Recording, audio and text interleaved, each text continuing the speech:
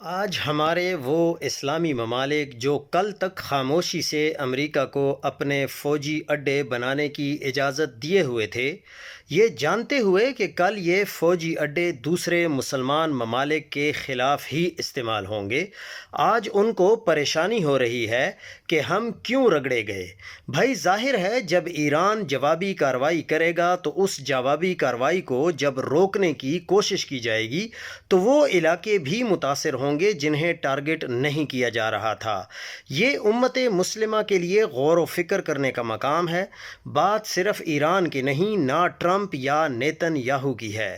آج ایران ہے، اس سے پہلے کئی اور مسلمان ممالک تھے، اور کل ہو سکتا ہے ہم نشانے پر ہوں جب آپ حق بات پر متحد ہونے کی بجائے سچ بولنے والوں کو ناحق جیل میں پھینک دیں گے اور بزدل، کرپٹ اور لالچی عناصر کو طاقت دے دیں گے تو ظاہر ہے وہ اپنا ہی سوچے گا، آپ کا یا پوری قوم کا تو وہ کبھی بھی نہیں سوچے گا۔ کل تک غزہ اور دیگر مظلوموں پر ہونے والے ظلم پر مجرمانہ خاموشی رکھنے والے آج کولیٹرل ڈیمیج کا شکار ہونے پر پریشان ہیں۔ ذرا سوچئے کہ ہم کیسے مسلمان ہیں جنہیں اپنے مسلمان بہن بھائیوں کی تکلیف کا احساس ہی نہیں ہوتا۔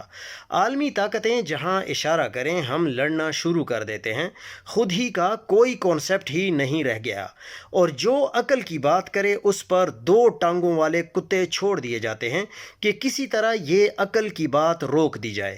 ذرا نہیں پورا سوچئے اور اندازہ لگائیے کہ ہم اللہ کو کیا جواب دیں گے کہ ہم حق اور باطل کے مقابلے میں کہاں کھڑے تھے۔ آج دبئی کی فکر لگ گئی ہے سب کو کہ ہماری سرمایہ کاری کہیں ڈوب نہ جائے۔ اصل تکلیف دہ بات تو یہ ہے کہ اتنے سارے مسلم ممالک ہو کر بھی ہم الگ الگ پھینٹی کھانے کے لیے قطار میں لگے ہوئے ہیں، اور ابھی ترقی یافتہ تگڑے اسلامی ممالک کا یہ حشر ہو رہا ہے تو سوچیں کہ ہمارا کیا بنے گا۔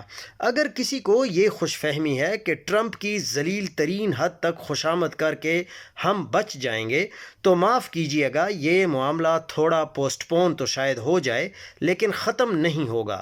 مسلمان پہلے دن سے انہیں کھٹکتے تھے، ہیں اور ہمیشہ کھٹکتے رہیں گے۔ ہاں، تگڑے ایمان والے مسلمانوں کو ختم کرنے کی انہیں زیادہ جلدی ہے، لیکن بچیں گے ضمیر فروش کمزور ایمان والے بھی نہیں۔ یاری ان کی بھی آئے گی اور باری بھی ان کی آئے گی، چاہے 2 دن ٹھہر کر آ جائے۔ کیونکہ یہ تکلیف حضرت محمد صلی اللہ علیہ وآلہ وسلم اور آپ صلی اللہ علیہ وآلہ وسلم کے دین سے ہے۔ اللہ نے آپ صلی